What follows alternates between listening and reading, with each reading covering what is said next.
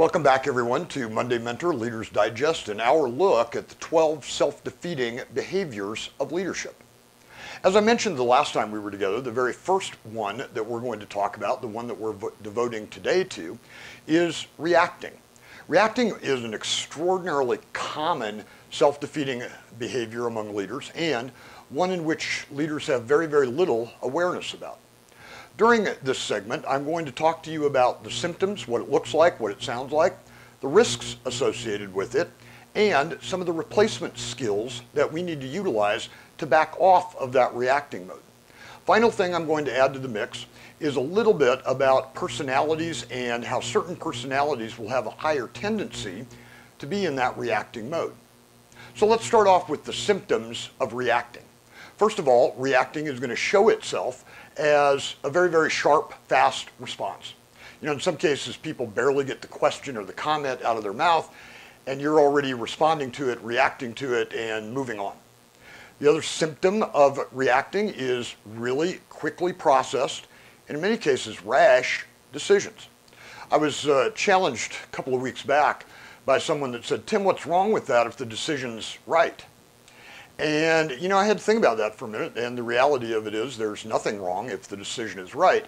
What we have to contemplate is, even though that quick, rash decision might be accurate, what we have to think about is the times that it's not.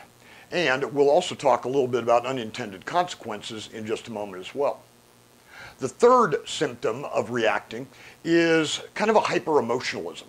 You know, it's that really, really emotional kind of reaction, that sharp, many times a negative emotion reaction, that's very sharp to very edged, often dripped in anger. And those tend to be the predominant symptoms of being reacting. Now, the shift point that we want to move from reacting into deliberate responding. But before we get there, I want to talk about some of the risks. First risk associated with being a reactor is you're not being a very good listener. And as we've talked about before, related to the competency of communication and the skill of good listening, you run the risk of firing off an automatic answer which isn't what someone asks. The other risk point associated with being a reactor is the answer or response that you give is absolutely positively dead wrong. You're not processing it in such a way where you're thinking about unintended consequences. It's those things that you're not thinking about. It might impact another department, it might impact another person, it might have an adverse consequence on the entire organization, and you're not thinking through that.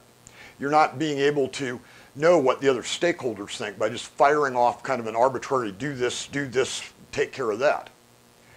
The other real risk associated with being a reactor is that the emotionalism will really, really turn people off and disconnect with people. You know, when you're angry, it's awfully hard. Although you might try to retract the words, it is nearly impossible to retract the emotion associated with that. That'll end up being a really pretty big part of your legacy in that matter. Now let's talk about the transition into being a deliberate responder, which is the end game. Being a deliberate responder, first and foremost, means you need to take some time. Pause yourself. Slow yourself down. Stop covering under the cloak of I'm busy, I've got a lot going on, I'm trying to juggle multiple things. Stop, slow down, listen to what somebody is saying, pay attention to what the issue really is, and don't be so anxious to fire off automatic or snap judgment type things. The other area that I would encourage you to look at is for every issue and everything that comes to you as a decision point, try to get some other perspective involved and some other input on that as well. Seek some stakeholders that might be connected to it. And above and beyond everything else, take a little bit extra time in processing that decision and looking for those unintended consequences and looking for those stakeholders that may be impacted. And then the third and final piece of evolution to get past this particular self-defeating behavior is emotional composition. Understand your own emotions. You know what? I have every faith that you know when you're upset, that you know when you're disappointed, that you know when you're hurt and stung and angry. When you know that, when you feel that, when you sense that, that is not the time to respond.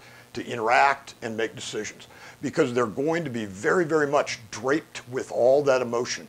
Back off, take a little bit of time, cool yourself, and then and only then turn into that deliberate responder that you need to be. As I mentioned up front, I'm also going to talk a little bit about a personality propensity here too. Those of you that are familiar with DISC profile language are going to see this very clearly. Those of you that are high Ds, high dominance individuals, you are going to have the highest risk of being a reactor. Your wiring is so very, very quick, so very, very assertive, that that becomes almost a natural tendency. You're really going to have to work hard to back off of that. The second highest tendency, pardon me, second highest tendency associated with reacting and not responding are folks with high I values. You too, it becomes very, very natural to you. And the one challenge with high Is is the emotional transparency that you very often bring to the table. When you're hurt, when you're angry, when you're upset, when you're elated, all those emotions with Is self-display very, very clearly to others.